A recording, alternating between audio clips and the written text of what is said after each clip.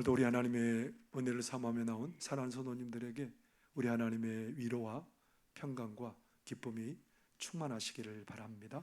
옆에 분에게 한번 인사할까요? 하나님이 당신을 정말 사랑하십니다. 하나님께서 당신에게 복 주시길 바랍니다. 하나님께서 당신에게 평강 주시길 바랍니다. 하나님께서 당신을 지키시기 바랍니다.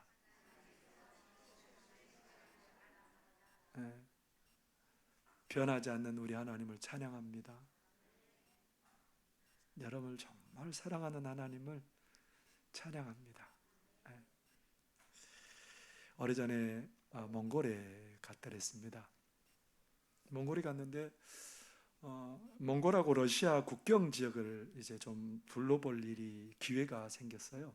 그래서 그 국경도 우리나라 국경처럼 그렇게 생길 거다라고 생각을 하고 뭐 철조망이 세워져 있고 막 그렇게 생각하고 갔는데 웬걸요?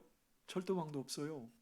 그냥 거기 초소 하나 있고 뭐 높은 망대 하나 있고 그리고 군인 한 사람이 개 데리고 굉장히 긴 지역을 군인 한 사람이 그렇게 왔다 갔다 하고 있더라고요. 우리나라는 어때요? 우리나라 전방에 가면 철책이 굉장히 높게 드리워져 있을 뿐만 아니라 군인들이 계속해서 막 저쪽에서 뭘 하고 있나 계속 보고 있잖아요. 저녁에는 더더구나 더 막 열심히 경계 근무를 서고 있지 않습니까?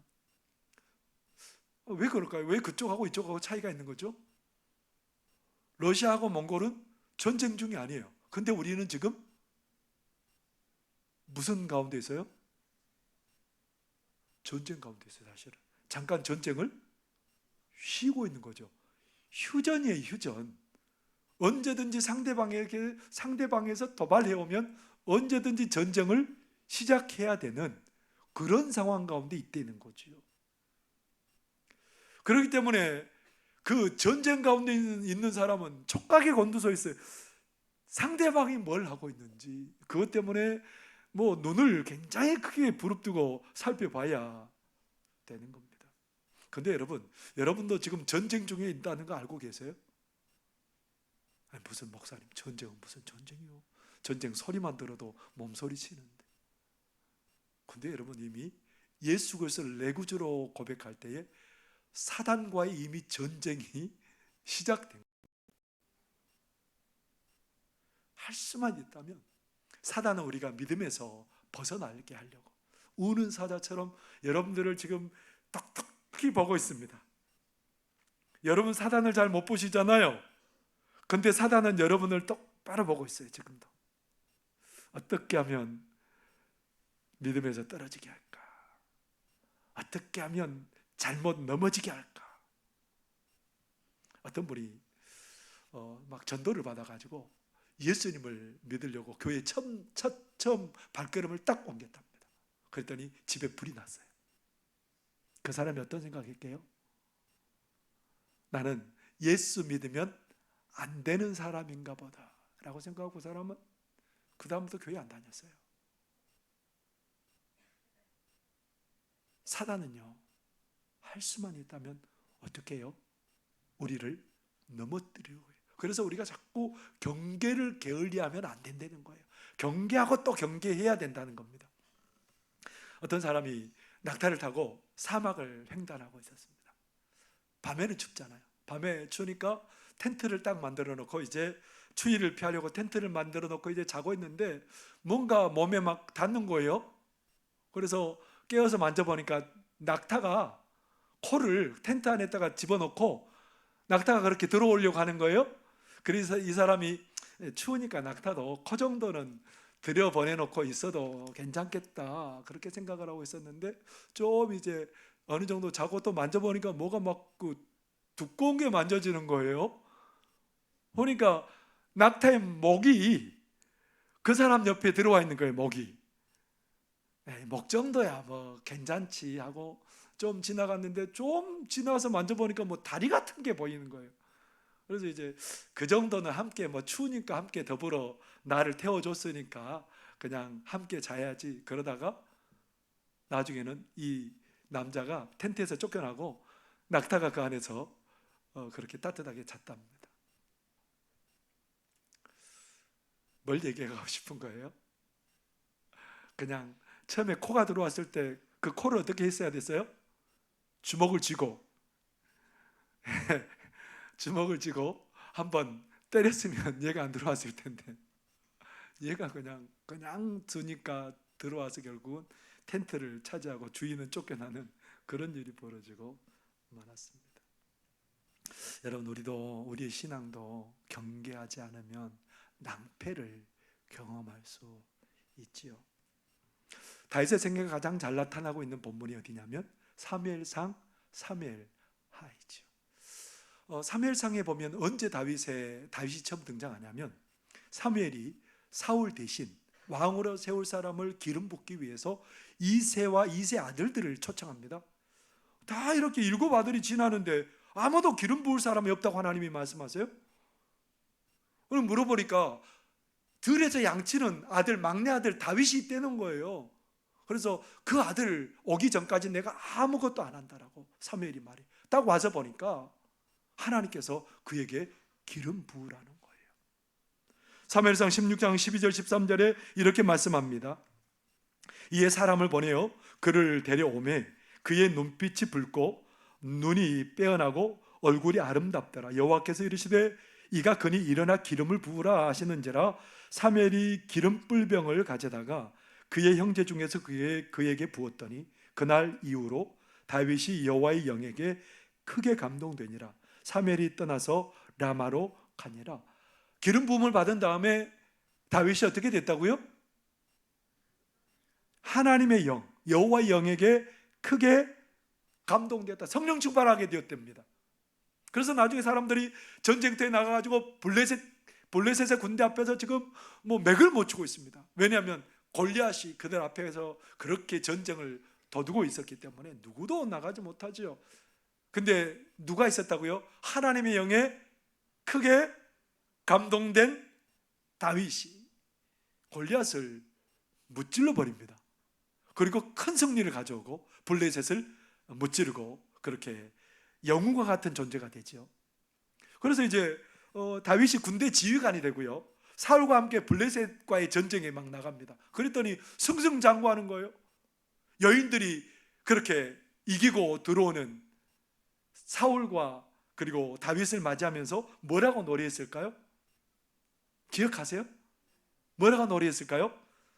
사무엘상 18장 7절에 보면 여인들이 뛰놀며 노래하여 이르되 사울이 죽인 자는 천천히요 다윗은 만만이로다. 얼마나 기분 나빠요. 왕은 1000명이고 이 부하는 만을 돌리니까 이거 무슨 생각이 들겠어요? 제가 나의 왕위를 위협하는 사람이 되겠다. 왕권을 내 아들에게 물려줘야 되는데 그 왕권이 저에게 가겠다. 그래서 이 아이를 죽이려고, 정말 없애버리려고 그렇게 10년 넘게 쫓아다니는 거예요. 그렇게 가다가 사울과 그 세 아들이 블레셋과 전쟁에서 전부 다 죽어버렸습니다. 그리고 유다 지파의 왕이 됐어요, 다윗이. 그리고 7년 6개월 동안 유다 지파의 왕으로 있다가 나중에 다른 지파들까지 와가지고 다윗이여 당신이 우리의 왕이 되어주십시오. 그래서 전체 왕이 된 거예요. 그래서 몇 년 동안 다스렸냐면 33년 동안. 안 놀라시죠? 7년 6개월하고 33년 하니까 몇 년이에요? 40년 동안. 와, 40년 동안 다스리는데 얼마나 잘 다스리냐면요, 가는 곳마다 하나님이 승리하게 하시고 나라가 굉장히 부강해집니다. 다윗 하면 다른 나라에까지 명성이 떨쳐져서 인정할 수밖에 없는 그런 왕이 되었습니다. 이와 같은 다윗의 그러한 역사를 사무엘하 20장까지 시대적인 순으로 역사적으로 쭉 기록해요. 그냥 계속 끝까지 기록하다가 다윗이 잘했더라 그렇게 끝나면 좋잖아요. 사무엘하가 그렇게 돼야 맞는 거잖아요. 근데 21장부터 24장까지는 다윗의 삶 중에 일어났던 사건들을 그냥 그렇게 기록해 나가요. 그리고 사무엘하 24장은 마지막 장이에요. 그 마지막 장에는 어떤 것을 기록할까요? 여러분 같으면 다윗의 생애를 쓰라고 그러면 뭘 기록하겠어요? 다윗의 생애가 그렇게 쭉 이어오다가 시편 23편을 딱 거기에다 넣어놓고 여호와는 나의 목자시니 내가 부족함이 없습니다. 그렇게 해서 짜잔 끝. 그러면 여러분 얼마나 좋아요. 아, 다윗도 이름나고 다윗을 사랑하는 하나님도 높임받고, 오, 멋지잖아요. 다윗이 또 뭐 이렇게 쓸 수도 있어요. 압살롬의 반역을 피해서 그렇게 다윗이 마지막에 이제 하나님 앞에 그 어려움 중에도 노래하죠. 시편 4편 7절 8절에 보면 뭐라고 노래한 줄 아세요? 주께서 내 마음에 두신 기쁨은 그들의 곡식과 새 포도주가 풍성할 때보다 더하니이다. 내가 평안히 눕고 자기도 하리니 나를 안전히 살게 하시는 이는 오직 여호와이시니이다. 다윗은 생전에 자랑할 것도 많고요, 기록할 것도 많아요. 보통 사람이면 그 사람에 대해서 뭘 쓸까 고민하게 되잖아요. 근데 다윗은 그런 거에 대해서 고민할 필요가 없어요. 너무너무 위대하고 그 행적이 너무너무 아름답고 그가 지은 주옥 같은 시들도 널려있기 때문에 얼마든지 그것으로 가득하게 채워도 부족함이 없어요. 근데 여러분, 다윗의 생애를 마지막에 이렇게 쓰는 사무엘하 24장에 어떤 말씀이 나와야 맞을 것 같아요?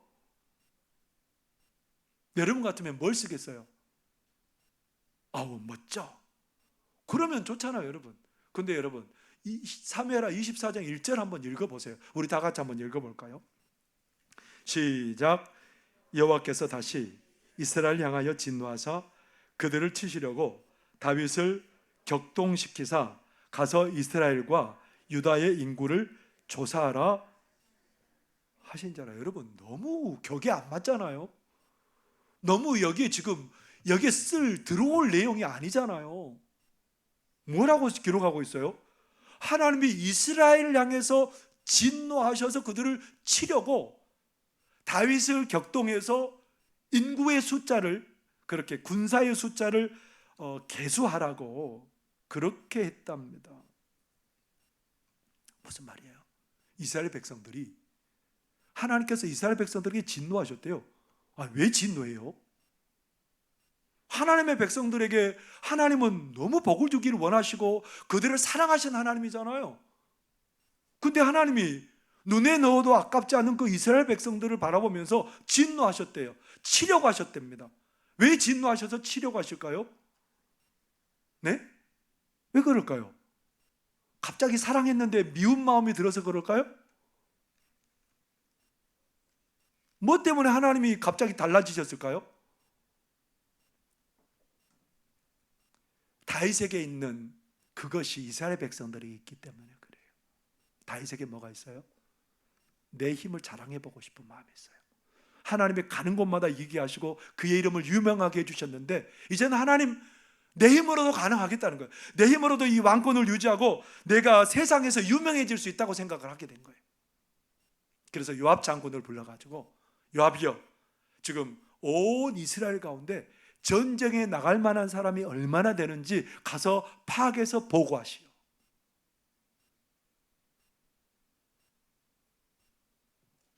뭐가 지금 있는 거예요?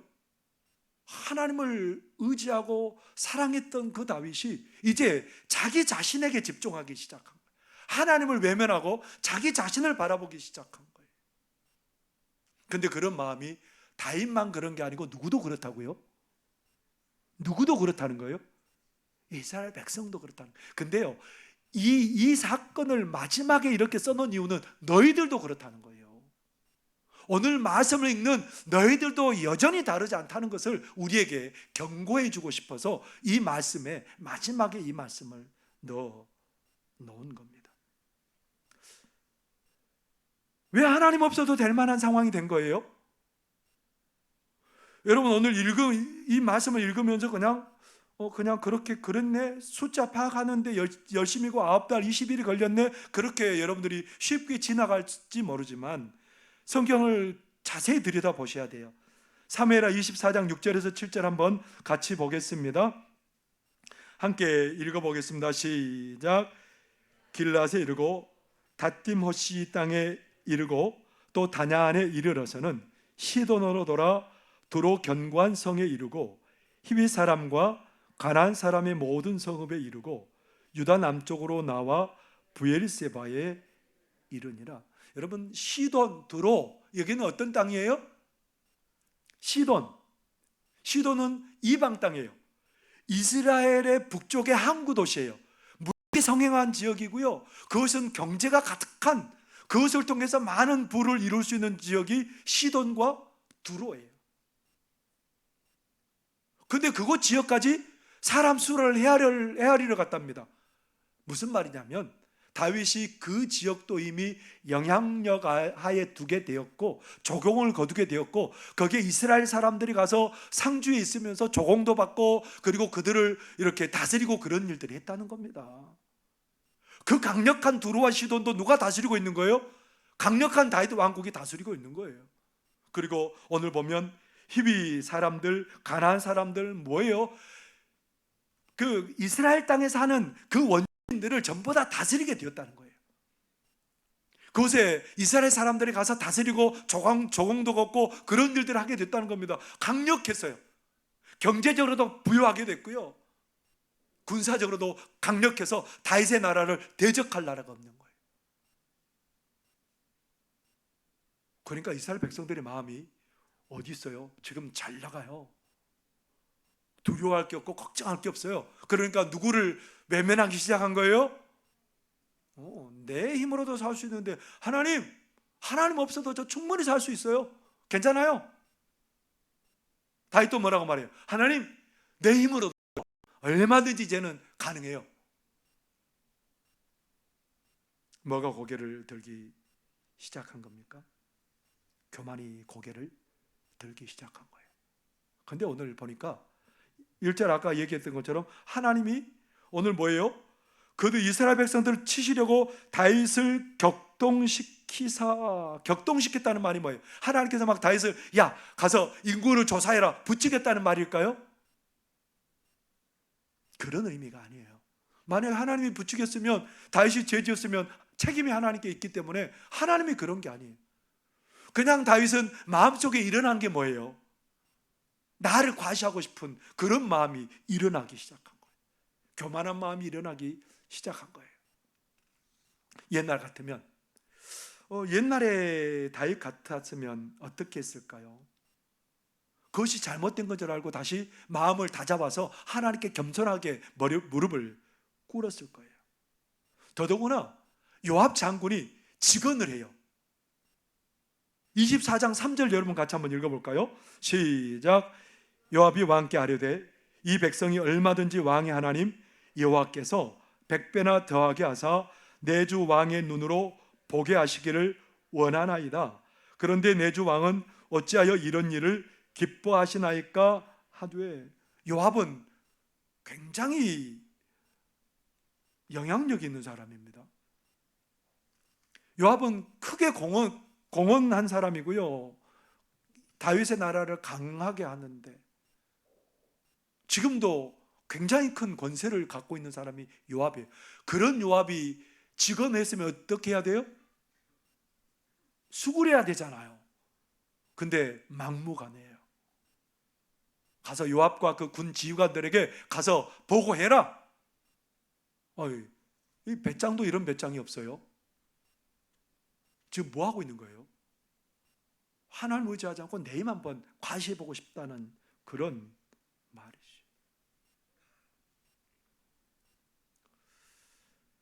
하나님께서는 이것을 이런 다윗과 이스라엘 백성들을 심판하시겠다는, 치시겠다는 거예요. 사랑하는 성도 여러분, 그런데 우리는 가만히 있으면 자꾸 어떤 생각에 사로잡히면 하나님 의지하기보다는 나를 의지하려고 하는 마음들이 자꾸 생기게 돼 있어요. 왜냐하면 아담과 하와가 무너졌던 것이 그것 때문이거든요. 하나님께서 뭐라고 말해요? 선악을 알게 하는 나무 열매 먹지 마라. 너희들이 나를 기억하고 내 명령 따라 살 때 살 수 있다. 복을 누릴 수 있다. 그렇게 얘기하는데 그거 버려버려요. 사단이 와서 뭐라고 말해요? 그거 먹으면 너희들이 죽는 게 아니고 하나님같이 된다. 하나님 같이 되고 싶지? 하나님 같이 되고 싶죠? 그래서 먹었어요. 교만의 하늘을 찌르게 됐습니다. 그런데 그들의 죽음이 찾아왔고 결국은 사망에 이르게 되고 죄 가운데 망하는 그런 삶이 되고 말지요. 여러분, 그런데요, 그게 누구에게 있다라는 겁니까? 바로 그들의 모습이 아니고 오늘 나의 모습이라는 겁니다. 그런 교만함이, 하나님을 떠나서 내 힘으로 살 수 있다는 영적인 교만함이 여전히 우리 가운데 도사리고 있다는 겁니다. 우리만 그런 게 아니고요, 이스라엘 백성들에게 대대의 그 일이 있어요.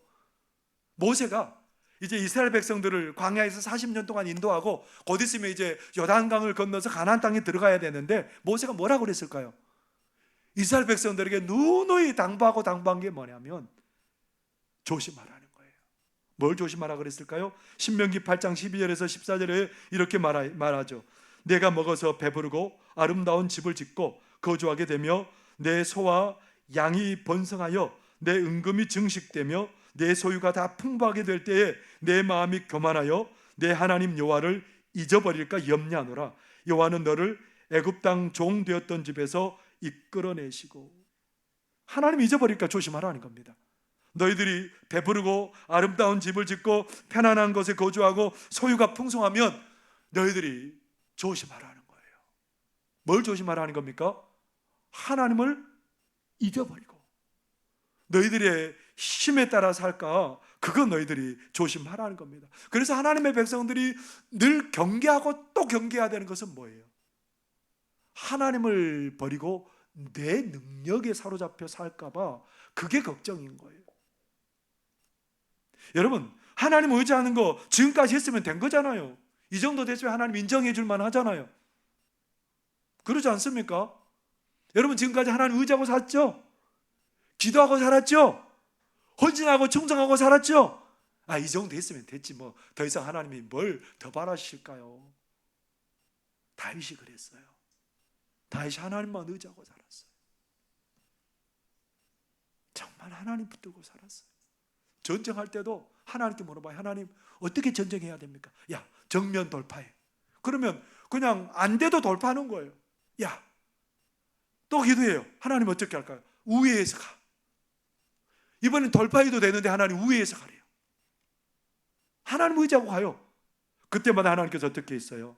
하나님이 승리를 주시고 이기게 하셨습니다. 다윗의 삶이 그랬어요. 하나님만 바라보고 의지하는 삶이었어요. 그런데 어느 한순간 방심해서 어떻게 됐어요? 하나님, 내 힘을 과시해보고 싶은 거예요. 여러분, 우리의 삶이 어땠어요? 기도했던 사람이었어요. 우리 다 기도의 사람이었고 헌신의 사람이었고 하나님을 사랑하는 사람이었고 봉사하는 사람이었습니다. 말씀으로 지금까지 살았고 성령 충만함을 사모하며 산 사람들입니다. 그런데 지금 여러분의 모습 어떠세요? 지금 우리의 모습이 어떠신가요? 우리 얼마나 하나님 의지하고 하나님께 집중하고 살아가고 있습니까? 기도할 일들이 산더미 같은데 여러분 기도하나요? 그냥 염려만 두려움만 끌어안고 살아요. 기도할 일들이 우리 삶에 너무너무 쌓여 있는데 기도 안 해요. 염려는 해요.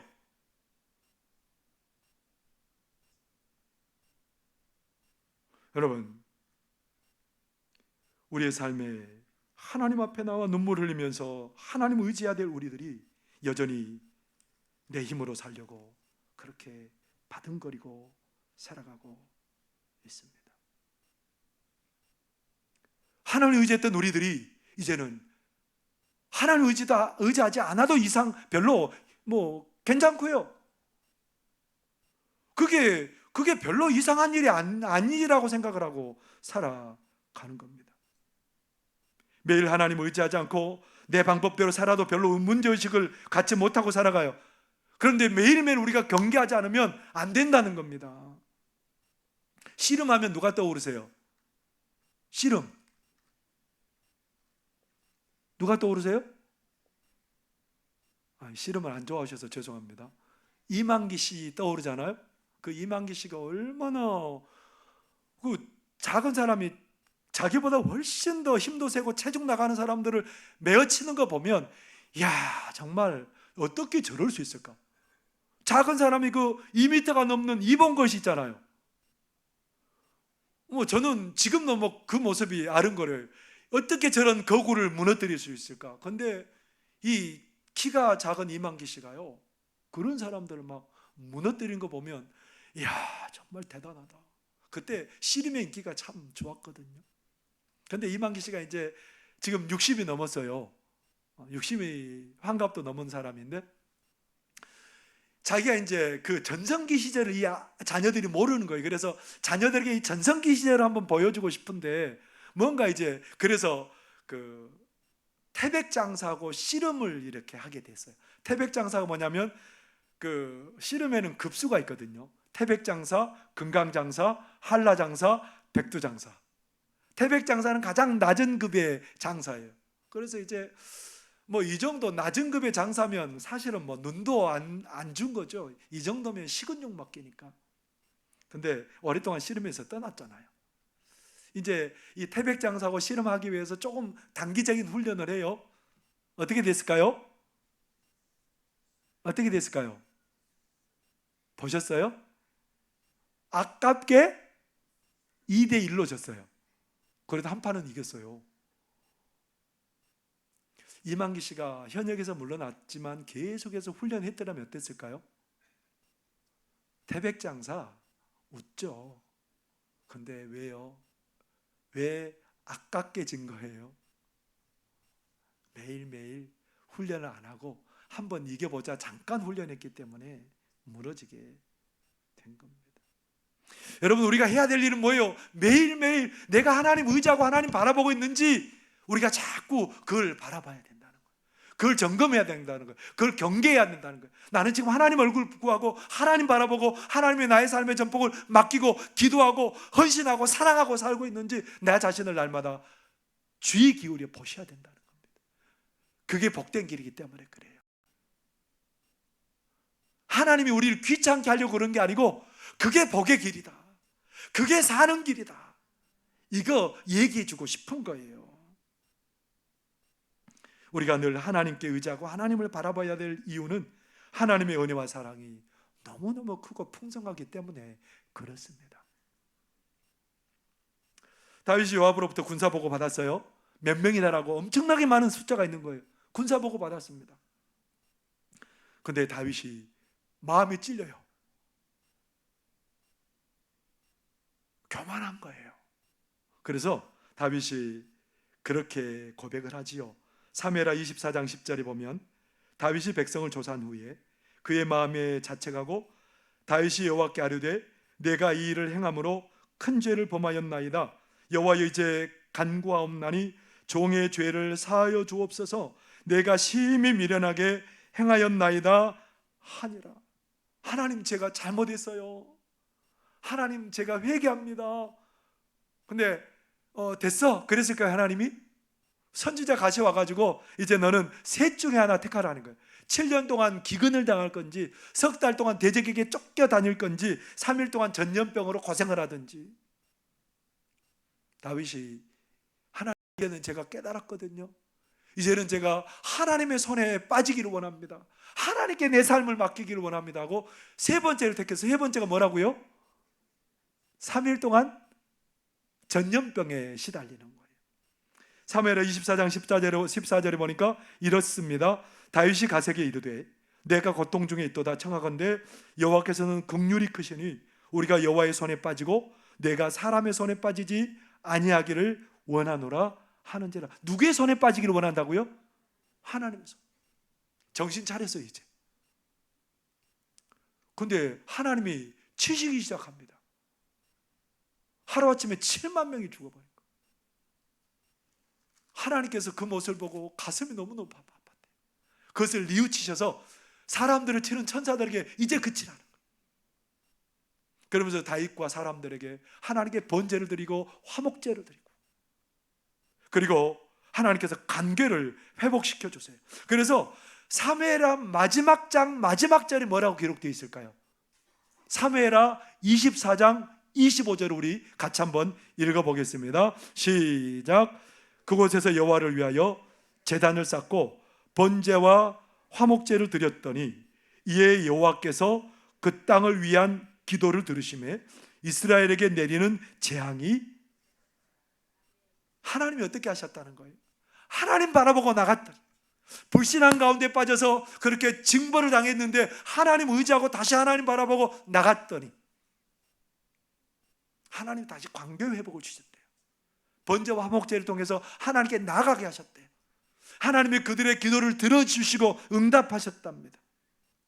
그리고 하나님이 재앙을 그쳤대요. 재앙을 그치고 뭐 주셨을까요? 하나님의 은혜와 사랑과 복을 주셨지 않겠습니까? 하나님 바라볼 때에 놀라운 은혜 역사가 일어나게 될 줄 믿습니다. 관계가 회복되고 기도를 들으시고 재앙이 아닌 복을 누리는 길이 열리게 되는 역사가 하나님 의지하고 바라볼 때 일어나게 될 줄 믿습니다. 어떤 장로님이요, 교회를 건축하는데 이제 그 전성기를 지나서 이 장로님도 이제 마무리해야 되는 단계에 있어요. 그런데 이제 교회당을 건축해야 되는데 이제 작정을 했답니다. 가만히 우리 장로님들 숫자를 세어보고 여기저기 세어보니까 내가 이 정도 해야 되겠다고 생각하고 작정을 하고 그렇게 헌금을 했답니다. 작정 헌금을 한 거예요. 현금을 드린 게 아니고. 근데 다른 장로님들은 적게 작정을 했는데 자기는 성도들 생각은 안 하고 장로님들이 내서 하면 이 정도 되겠다 해서 너무 많은 금액을 작정한 거예요. 가니까 권사님한테 엄청나게 혼났습니다. 물려야 되잖아요. 물려야 되잖아요. 이거 너무 잘못 썼으니까 물리고 이거 없던 걸로 해야 되는데, 여러분 그러면 체면이 말이 아니잖아요. 그렇게 해서 어떻게 했을까요? 하나님께 기도하기 전, 하나님 체면에 이거 물릴 수도 없고 이거 어떻게 하면 좋습니까? 제 전성기도 다 지나가고 이제 뭘로 이거를 갚아야 됩니까? 막 하나님께 기도하는데 하나님께서 길을 열어주신 거예요. 어떤 나라와 그 건설업을 하는 그런 일들을 그렇게 맺어주셔서 그 일을 하게 하시는 겁니다. 그 일을 추진하게 하세요. 그리고 이제 그 나라에 가서 있는데 또 한인교회 가서 섬기게 된 거예요. 거기서 또 교회 짓는다는 거예요. 거기서 또 교회 짓는다 그래서 또 자기 힘에 붙이는 그 헌금을 작정한 거예요. 여러분 참 베드로 같잖아요. 막 저질러 놓고 보는 거예요. 감당이 안 되지만, 그런데 누구 의지예요? 하나님 의지. 하나님께서 길을 열어주셔요. 그 인생의 마지막과 같은 그때에 하나님께서 처음보다 더 큰 은혜를 하나님이 베풀어 주셨던 거예요. 왜요? 왜 그런 은혜를 부어주세요? 하나님 의지하고 하나님 바라봤다. 하나님 의지하고 하나님 바라봤더니 하나님께서 그 놀라운 은혜를 부어주신 줄 믿습니다. 우리가 늘 경계하고 우리가 늘 주목하고 우리가 늘 점검해야 될 부분이 뭐예요? 내가 지금도 하나님 의지하고 있는지, 내가 하나님의 얼굴 구하고 하나님은 바라보고 있는지 나 자신을 날마다 점검하실 수 있기를 바랍니다. 여러분 하나님 의지하고 하나님 바라보고 하나님 섬기고 사랑할 때에 길이 열리는 줄 믿습니다. 그 삶이 복을 누리게 될 줄 믿습니다. 오늘 우리는 영적으로 잘 우리 자신을 하나님만 의지하고 있는지, 내가 그 길로 가고 있는지 날마다 점검하고 그 길을 걸어가는 믿음의 사람들이 다 되시기를 바랍니다. 기도하겠습니다. 사랑하는 하나님 아버지, 우리가 해야 될 게 뭔지 알았습니다. 우리가 하나님을 의지하고 하나님을 섬기는 것이 복임을 깨달았습니다. 하나님 교만하지 않게 하여 주시고 겸손으로 허리를 동기게 하여 주시고 오직 하나님 의지하고 하나님 바라보며 나아가는 믿음의 사람들 다 되도록 도와 주옵소서. 예수님 이름으로 기도하옵나이다. 아멘.